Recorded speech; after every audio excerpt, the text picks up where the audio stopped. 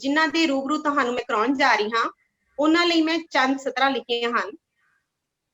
ਸਿਰੜੀ ਸਿਰੜ ਨਾ ਛੱਡਣ ਜੀ, ਸਿਰੜੀ ਸਿਰੜ ਨਾ ਛੱਡਣ ਜੀ, ਕਿ ਨਾ ਹੀ ਛੱਡਣ ਜਨੂਨ।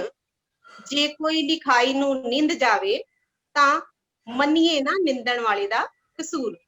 ਤੁਹਾਡੇ ਰੂਬਰੂ ਕਰਨ ਜਾ ਰਹੀ ਹਾਂ ਯਾਦਵਿੰਦਰ ਜੀ, ਈਟੀਟੀ ਅਧਿਆਪਕ, ਸਰਕਾਰੀ ਪ੍ਰਾਇਮਰੀ ਸਕੂਲ ਕੱਜਲ ਮਾਜਰਾ, ਜ਼ਿਲ੍ਹਾ ਫਤਿਹਗੜ੍ਹ।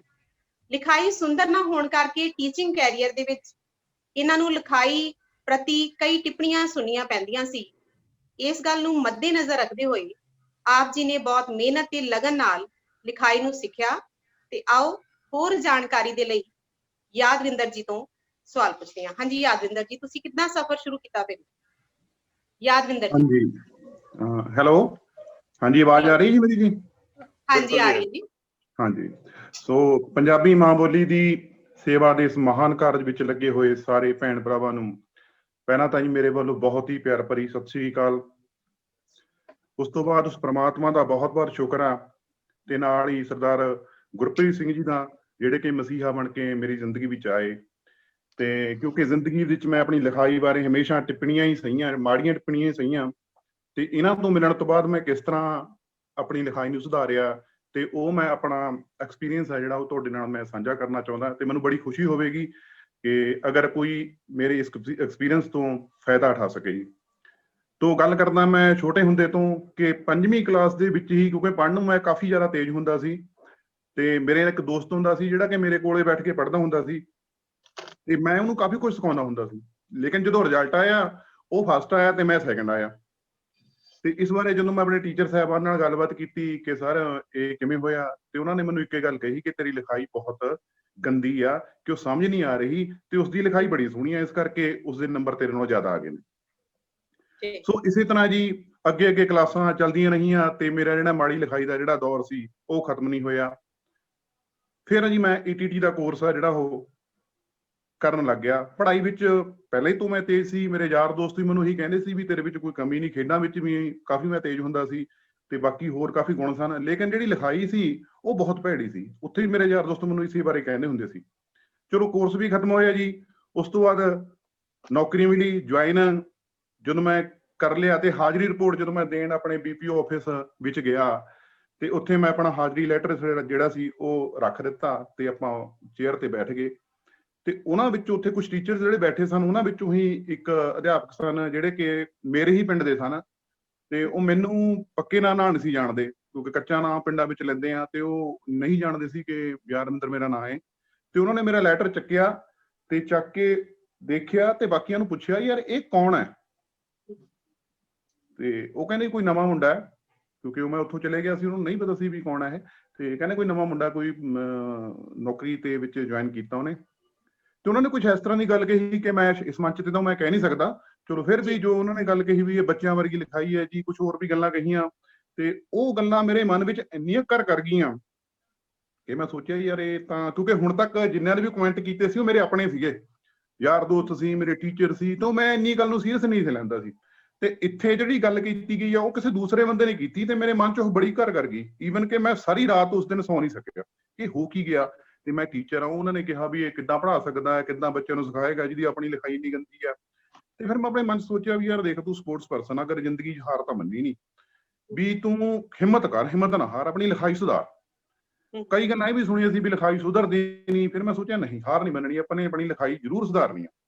ਫਿਰ ਮੈਂ ਕੋਸ਼ਿਸ਼ ਕੀਤੀ, ਕੁਛ ਜਿਹੜੇ ਮੇਰੇ ਟੀਚਰ ਸਨ ਜਿਨ੍ਹਾਂ ਦੀ ਲਿਖਾਈ ਵਧੀਆ ਸੀ ਉਹਨਾਂ ਨੂੰ ਲਿਖਾਈ ਦੇਖ ਕੇ ਮੈਂ ਆਪਣੀ ਬਣਤਰ ਆ ਜਿਹੜੀ ਉਹਨਾਂ ਦੀ ਉਦਾਂ ਦੀ ਬਣਾਉਣ ਦੀ ਕੋਸ਼ਿਸ਼ ਕੀਤੀ ਤੇ ਕਾਫੀ ਮਿਹਨਤ ਕਰਨ ਨਾਲ ਥੋੜੀ ਥੋੜੀ ਮੇਰੀ ਲਿਖਾਈ ਜਿਹੜੀ ਉਹ ਸੁਧਰਨ ਲੱਗ ਗਈ। ਤੇ ਜਦੋਂ ਮੈਂ ਇਹ ਦੇਖਿਆ ਕਿ ਮੇਰੀ ਲਿਖਾਈ ਸੁਧਰ ਰਹੀ ਆ, ਮੇਰੇ ਮਨ ਵਿੱਚ ਹੋਰ ਹੌਸਲਾ ਹੋਇਆ ਕਿ ਕਿਉਂ ਨਾ ਹੋਰ ਵੱਧ ਮਿਹਨਤ ਕੀਤੀ ਜਾਵੇ। ਪਰ ਮੈਨੂੰ ਕੋਈ ਟਰੈਕ ਨਹੀਂ ਸੀ ਮਿਲ ਰਿਹਾ, ਕੋਈ ਰਸਤਾ ਨਹੀਂ ਸੀ ਮਿਲ ਰਿਹਾ ਜਿਸ ਤੋਂ ਮੈਂ ਉਹ ਲਿਖਾਈ ਨੂੰ ਵਧੀਆ ਬਣਾ ਸਕਾਂ, ਜਾਂ ਕੋਈ ਮੈਨੂੰ ਕੋਈ ਸਿਖਾਉਣ ਵਾਲਾ ਨਹੀਂ ਸੀ। ਜੀ ਮੋਟੀਵੇਸ਼ਨ ਵੀ ਕਹਿ ਲਓ ਜਾਂ ਮੈਡਮ ਤਰੀਕਾ ਨਹੀਂ ਸੀਗਾ ਵੀ ਹਨਾ ਵੀ ਕਿਸ ਤਰ੍ਹਾਂ ਆਪਾਂ ਇਹ ਚੀਜ਼ ਨੂੰ ਵਧੀਆ ਬਣਾ ਸਕਦੇ ਹਾਂ।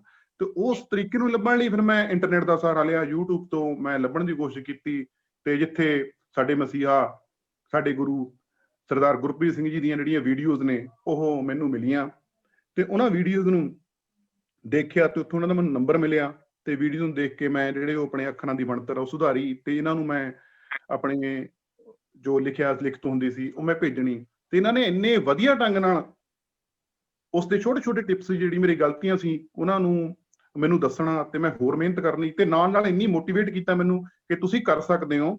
ਐਸੀ ਕੋਈ ਨਹੀਂ ਗੱਲ ਹੈ ਕਿ ਤੁਹਾਡੇ ਵਿੱਚ ਕੋਈ ਇਦਾਂ ਦੀ ਕਮੀ ਨਹੀਂ ਹੈ ਕਿ ਤੁਸੀਂ ਕਹਿੰਦੇ ਵੀ ਯਾਦ ਰੱਖਿਓ ਕਿ ਇੱਕਦਮ ਤੁਸੀਂ ਮੋਤੀ ਚਿਣੋਗੇ। ਤੇ ਇਹਨਾਂ ਦੀਆਂ ਗੱਲਾਂ ਨੇ ਬੜਾ ਪ੍ਰਭਾਵ ਪਾਇਆ ਤੇ ਮੈਂ ਦਿਨ ਰਾਤ ਇੱਕ ਕਰਤੀ ਕਿ ਮੈਂ ਹੁਣ ਕੁਝ ਕਰਕੇ ਦਿਖਾਵਾਂਗਾ। ਸੋ ਜੋ ਮੇਰੀ ਮਤਲਬ ਵਾਈਫ ਸੀ, ਉਹਦੀ ਲਿਖਾਈ ਬੜੀ ਸੋਹਣੀ ਸੀ ਤੇ ਉਹ ਵੀ ਮੈਨੂੰ ਇਹੀ ਕਹਿੰਦੀ ਹੁੰਦੀ ਤੇ ਲਿਖਾਈ ਕਾਫੀ ਮਤਲਬ ਗੰਦੀ ਹੈ। ਚਲੋ ਫਿਰ ਤੋਂ ਆਪਣੀ ਜਿਹੜੀ ਕੋਸ਼ਿਸ਼ ਜਿਹੜੀ ਮੈਂ ਕਰਦਾ ਰਿਹਾ ਜੀ। ਉਸ ਤੋਂ ਬਾਅਦ ਜੀ ਜਦੋਂ ਮੈਂ ਦਿਨ ਰਾਤ ਇੱਕ ਕਰਤਾ, ਸਾਡੇ ਵਿਦਿਅਕ ਮੁਕਾਬਲੇ ਜਿਹੜੇ ਉਹ ਸ਼ੁਰੂ ਹੋ ਗਏ। ਸੈਂਟਰ ਪੱਧਰ ਤੇ ਜਦੋਂ ਸਾਡੇ ਵਿਦਿਅਕ ਮੁਕਾਬਲੇ ਸ਼ੁਰੂ ਹੋਏ, ਉਸ ਦੇ ਵਿੱਚ ਇੱਕ ਮੈਡਮ ਸੀਗੇ ਜਿਨ੍ਹਾਂ ਦੀ ਲਿਖਾਈ ਬੜੀ ਸੋਹਣੀ ਸੀ, ਤੇ ਉਹ ਬੈਠਣ ਲੱਗੇ, ਕਹਿੰਦੇ ਵੀ ਸਾਨੂੰ ਤਾਂ ਪਤਾ ਹੀ ਹੈ ਵੀ ਮੈਡਮ ਨੇ ਜਿੱਤਣਾ ਹੈ, ਤੁਸੀਂ ਕੋਈ ਗੱਲ ਨਹੀਂ, ਤੁਸੀਂ ਵੈਸੇ ਕੋਸ਼ਿਸ਼ ਕਰਨੀ ਤਾਂ ਕਰ ਲਓ। ਚਲੋ ਅਸੀਂ ਕੋਸ਼ਿਸ਼ ਕੀਤੀ ਜੀ, ਤੇ ਮਾਲਕ ਦੀ ਕਿਰਪਾ ਦੇ ਨਾਲ ਤੇ ਮੈਂ ਉੱਥੋਂ ਫਸਟ ਆਇਆ, ਤੇ ਸਾਰਿਆਂ ਨੇ ਬੜੀ ਮਤਲਬ ਵਧਾਈ ਦਿੱਤੀ ਤੇ ਮੈਨੂੰ ਬਹੁਤ ਹੌਸਲਾ ਹੋਇਆ। ਤੇ ਮੈਂ ਸਰ ਨਾਲ ਵੀ ਗੱਲਬਾਤ ਕੀਤੀ ਵੀ ਸਰ ਮੈਂ ਉੱਥੋਂ ਫਸਟ ਆਇਆ। ਇਹਨਾਂ ਨੇ ਹੋਰ ਮੈਨੂੰ ਮੋਟੀਵੇਟ ਕੀਤਾ ਕਿ ਤੁਸੀਂ ਬਲਾਕ ਹੀ ਨਹੀਂ ਬਲਕਿ ਜ਼ਿਲ੍ਹੇ 'ਚ ਹੀ ਫਸਟ ਆਓਗੇ, ਤੁਸੀਂ ਮਿਹਨਤ ਕਰੋ, ਹੋਰ ਮਿਹਨਤ ਕਰੋ। ਚਲੋ ਜੀ, ਇਹਨਾਂ ਨੇ ਮੈਨੂੰ ਟਿਪਸ ਦਿੰਦੇ ਰਹੇ ਤੇ ਆਪਾਂ ਮਿਹਨਤ ਕਰਦੇ ਰਹੇ। ਬਲਾਕ ਦਾ ਮੁਕਾਬਲਾ ਹੋਇਆ ਜਿਹਦੇ ਵਿੱਚ ਮੇਰੀ ਵਾਈਫ ਵੀ ਸੀਗੀ, ਉਹਨਾਂ ਨਾਲ ਮੇਰਾ ਮੁਕਾਬਲਾ ਸੀ, ਤੇ ਉਸ ਮੁਕਾਬਲੇ 'ਚ ਬਲਾਕ 'ਚ ਵੀ ਮੈਂ ਫਸਟ ਆਇਆ। Very good. ਹਾਂਜੀ, ਕੀ ਬਾਤ ਹੈ। ਉਸ ਤੋਂ ਬਾਅਦ ਸਰ ਫਿਰ ਸਰਦਾਰ ਗੁਰਪ੍ਰੀਤ ਸਿੰਘ ਜੀ ਨੂੰ ਮੈਂ ਇਹਦੇ ਬਾਰੇ ਦੱਸਿਆ ਕਿ ਮੈਂ ਬਲਾਕ 'ਚੋਂ ਫਸਟ ਆਇਆ, ਤੇ ਇਹਨਾਂ ਨੇ ਪੂਰਾ ਮੈਨੂੰ ਹੌਸਲਾ ਦਿੱਤਾ ਕਿ ਤੁਸੀਂ ਮਿਹਨਤ ਕਰਨੀ ਹੈ ਤੇ ਜ਼ਿਲ੍ਹੇ ਵਿੱਚ ਹੀ ਫਸਟ ਆ ਕੇ ਦਿਖਾਉਣਾ, ਵੀ ਇਸ ਤਰ੍ਹਾਂ ਦੀ ਤੁਹਾਡੇ ਲਿਖਾਈ ਵਿੱਚ ਬਹੁਤ ਵਧੀਆ ਬਣ ਗਈ ਆ ਤੇ ਤੁਸੀਂ ਪੱਕੇ ਜ਼ਿਲ੍ਹੇ ਵਿੱਚ ਫਸਟ ਆਓਗੇ। ਤੇ ਮੈਂ ਜੀ ਜਿਹੜੀ ਉਹ ਇੱਕ ਵਾਰ ਉਸ ਤੋਂ ਜ਼ਿਲ੍ਹੇ ਤੋਂ ਪਹਿਲਾਂ ਕੀ ਹੋਇਆ ਕਿ ਸਾਡਾ ਇੱਕ ਮੀਟਿੰਗ ਚੱਲ ਰਹੀ ਸੀ ਕੋਈ ਸੈਂਟਰ ਲੈਵਲ ਦੀ। ਉਹ ਮੀਟਿੰਗ ਦੇ ਵਿੱਚ ਜਦੋਂ ਮੈਂ ਆਪਣੀ ਡਾਕ ਵਗੈਰਾ ਸੀ ਬਣਾ ਕੇ ਲਿਆਉਂਦੇ, ਮੈਂ ਰੱਖੀ ਉੱਥੇ ਆਪਣੀ ਡਾਕ, ਤੇ ਉਹੀ ਸਰ ਜਿਨ੍ਹਾਂ ਨੇ ਕਿਸੇ ਵੇਲੇ ਮੈਨੂੰ ਇਹ ਕਿਹਾ ਸੀ ਕਿ ਗਲਤ ਗੱਲਾਂ ਮੈਨੂੰ ਕਹੀਆਂ ਸੀ ਮੇਰੀ ਲਿਖਾਈ ਬਾਰੇ, ਤੇ ਉਹਨਾਂ ਨੇ ਮੇਰੀ ਉਹ ਲਿਖਤ ਚੱਕੀ, ਡਾਕ ਚੱਕੀ, ਤੇ ਉਹ ਫਿਰ ਪੁੱਛ ਰਹੇ ਆ ਵੀ ਯਾਰ ਜਰਮਿੰਦਰ ਤੇਰੀ ਇਹ ਲਿਖਾਈ? ਮੈਂ ਕਿਹਾ ਹਾਂਜੀ, ਕਿਉਂਕਿ ਮੇਰੇ ਸਾਈਨ ਹੋਏ ਵੀ ਸੀਗੇ। ਕਹਿੰਦਾ ਯਾਰ ਬਾ ਕਮਾਲ, ਕਹਿੰਦਾ ਯਾਰ ਤੂੰ ਇਹ ਤਾਂ ਤੁਹਾਨੂੰ ਸਾਰਿਆਂ ਨੂੰ ਸਿਖਾਉਣੀ ਚਾਹੀਦੀ ਹੈ, ਤੂੰ ਕਿੰਨੀ ਸੋਹਣੀ ਤੇਰੀ ਲਿਖਾਈ ਆ। ਤੇ ਮੈਨੂੰ ਉਹ ਗੱਲ ਉਹਨਾਂ ਦੀ ਯਾਦ ਆਈ ਵੀ ਕਿਸੇ ਵਕਤ ਇਹਨਾਂ ਨੇ ਮੈਨੂੰ ਕੀ ਕਿਹਾ ਸੀ ਤੇ ਅੱਜ ਇਹ ਮੈਨੂੰ ਕੀ ਕਹਿ ਰਹੇ ਨੇ। ਤੇ ਬਹੁਤ ਬਹੁਤ ਮੇਰਾ ਧੰਨਵਾਦ ਜੀ ਸਭ ਦਾ, ਜਿਨ੍ਹਾਂ ਨੇ ਮਤਲਬ ਇੰਨੀ ਮਿਹਨਤ ਮੈਨੂੰ ਕਰਵਾਈ। ਚਲੋ ਜੀ, ਉਸ ਤੋਂ ਬਾਅਦ ਜੀ ਜਿਹੜਾ ਜ਼ਿਲ੍ਹੇ ਦਾ ਮੁਕਾਬਲਾ ਵੀ ਹੋਇਆ। ਜ਼ਿਲ੍ਹੇ ਦਾ ਮੁਕਾਬਲਾ ਜਦੋਂ ਹੋ ਰਿਹਾ ਸੀ ਤੇ ਪਿੱਛੇ ਓਪਨ ਵਿੱਚ ਹੋਇਆ ਸੀ, ਤੇ ਪਿੱਛੇ ਟੀਚਰ ਕੁਝ ਘੁੰਮ ਰਹੇ ਸੀ, ਤੇ ਉਹ ਕਹਿ ਰਹੇ ਸੀਗੇ ਪਿੱਛੋਂ ਵੀ ਦੇਖੋ ਸਰ ਦੀ ਲਿਖਾਈ ਕਿੰਨੀ ਸੋਹਣੀ ਆ ਤੇ ਵੀ ਇਹ ਤਾਂ ਫਸਟ ਪੱਕੇ ਨੇ। ਤੇ ਜਦੋਂ ਉਹ ਗੱਲਾਂ ਕਹਿ ਰਹੇ ਸੀ, ਮੈਨੂੰ ਸ਼ੁਰੂ ਤੋਂ ਲੈ ਕੇ 5ਵੀਂ ਕਲਾਸ ਤੋਂ ਲੈ ਕੇ ਸਾਰੀਆਂ ਜਿਹੜੀਆਂ ਗੱਲਾਂ ਸੀਗੀਆਂ ਉਹ ਸਾਰੀਆਂ ਮੈਨੂੰ ਇਹ ਹੋਇਆ ਸੀ ਕੁਝ ਵੀ ਨਹੀਂ ਸੀ ਉਹ ਤਾਂ, ਵੀ ਜੋ ਇਹ ਮੈਨੂੰ ਕਮੈਂਟਸ ਜਿਹੜੇ ਅੱਜ ਮਿਲ ਰਹੇ ਨੇ। ਸੋ ਮੁਕਾਬਲਾ ਹੋਇਆ ਜੀ ਜ਼ਿਲ੍ਹੇ ਦਾ, ਤੇ ਜ਼ਿਲ੍ਹੇ ਦੇ ਵਿੱਚੋਂ ਮਾਲਕ ਦੀ ਕਿਰਪਾ ਨਾਲ ਮੈਂ ਫੇਰ ਫਸਟ ਆਇਆ ਤੇ ਬੜਾ ਖੁਸ਼ੀ ਹੋਈ ਆ। ਤੇ ਮੈਂ ਸਾਰੇ ਆਪਣੇ ਟੀਚਰ ਸਾਹਿਬਾਨ ਨੂੰ ਜਿਹੜੇ ਵੀ ਅੱਜ ਇੱਥੇ ਆਪਣਾ ਭਾਗ ਲੈ ਰਹੇ ਨੇ, ਤੇ ਸਾਰਿਆਂ ਨੂੰ ਮੈਂ ਬੇਨਤੀ ਕਰਦਾ ਜੀ ਕਿ ਹੌਸਲਾ ਨਾ ਛੱਡਿਓ, ਹਿੰਮਤ ਨਾ, ਮੋਤੀਆਂ ਵਰਗੀ ਹੋਊਗੀ। ਲਿਖਦੇ ਕਈ ਵਾਰ ਉੱਥੇ ਨਾ ਹਾਰ ਜਿਓ ਕਿਤੇ। ਬਿਲਕੁਲ ਜੀ। ਯਾਦਵਿੰਦਰ ਜੀ, ਸੋ ਬਹੁਤ ਬਹੁਤ ਇਹਨਾਂ ਹੀ ਕਹਿੰਦਾ ਮੈਂ ਧੰਨਵਾਦ ਜੀ ਤੁਹਾਡਾ, ਜਿਹੜਾ ਤੁਸੀਂ ਮੌਕਾ ਦਿੱਤਾ ਜੀ। ਬਹੁਤ ਬਹੁਤ ਥੈਂਕ ਯੂ ਤੁਹਾਡਾ।